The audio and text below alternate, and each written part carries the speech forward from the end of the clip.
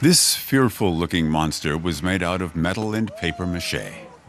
Designed by Tobias Husemann, it represents a coal-fired power station. Julia Kaiser helped to build it.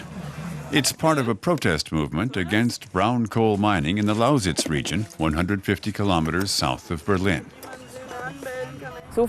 So much destruction for a bit of coal that we perhaps wouldn't even need if we used our energy more sensibly. I think we need to reduce the amount of energy that's consumed. We shouldn't continue to waste renewable energy sources the way we do now. During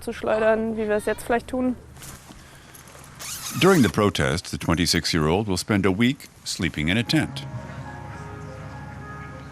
Here at the climate camp, she'll be talking to other environmentalists from all over Germany, taking part in workshops, discussions, and excursions. The participants want to win over the locals. That's not always easy, because many of them work in the coal mining industry, and jobs are hard to come by in this part of Germany. The noise of the mining machines can be heard at the campsite several kilometers away. Rüdiger Siebes says coal mining is an important economic factor. He's on the works committee for the mining company, a subsidiary of the energy giant Vattenfall. A total of 24,000 jobs in the Lausitz region depend on coal mining. And when you take into account the others who work elsewhere, then it's a lot more people in all. If Germany wants to stay an industrial country, which I assume it does, then we need reliable and viable energy supplies. At present, these are safeguarded by coal. In fact, by all fossil fuels. The opencast mines are quickly emptied of coal. New sites are constantly in demand. As a result, villages like Proschim have to go. The 800 inhabitants will have to move. There are some 200 million tons of coal waiting to be mined under the village. Sabina Mittelbach is one of those affected. She set up a riding school in Proschim.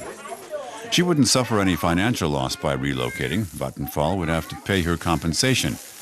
But making a fresh start wouldn't be easy. Originally from Berlin, she's grown fond of the village. I come from a long way away and have really settled in here. Proschim is now my home, and now I'm being forced to leave it. We all know each other in the village. It's not easy. Back at the climate camp, the protesters have come up with some unusual ideas. Daniel Hefner sells candy floss. He's already seen villages fall victim to the mining industry. Profits from the candy floss sales help pay for the legal costs in the battle against Vattenfall. We don't have a lot of money, so we have to sell a lot of candy floss. But we're also selling people something they can enjoy.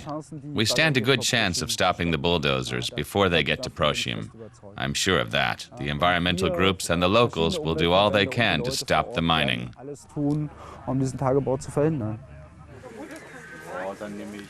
They still have a few months to win over the locals and persuade them to put in official protests and perhaps save their village.